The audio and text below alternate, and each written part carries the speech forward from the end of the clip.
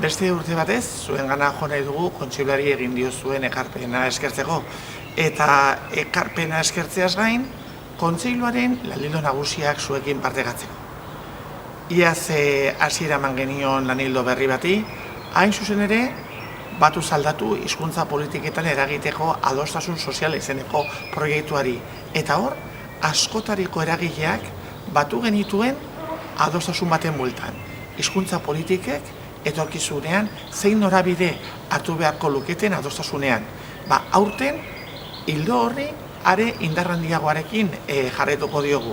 Eta horrexegatik azaroan aurreikusita dugu eragileekin guztiekin biltzar bat egitea eremuz eremu hizkuntza politikek ze ezaugarri izan beharko luketen zehazteko.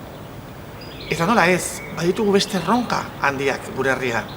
Hezkuntzaren hor dugu Euskal Autonomia Erkidegoan, momentu erabakigarria bizitzen ari gara eta kontseiluak hor ekarpena egingo du etorkizuneko ikasle euskaldun eleaniztunak bermatzeari begira.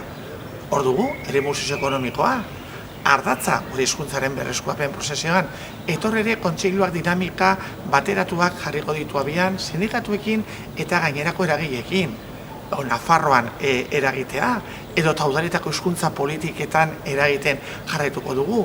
Eta nola ez, Euskal Herriari begira jarraituko dugu, baina baita nazioarteari begira ere, eta hor, helen hizkuntza gutxituen sarean parte hartze aktiboa izaten jarraituko dugu.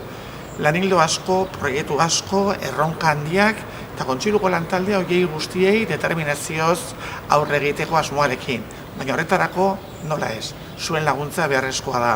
Kontseiluari eman eskaini diozuen laguntza hori beharrezkoa da. Eta beraz, berriz ere eskerrik asko eta jarrai dezagun guztiok batera gure herriaren etorkizuna euskaraz eta euskaratik eraikitzen.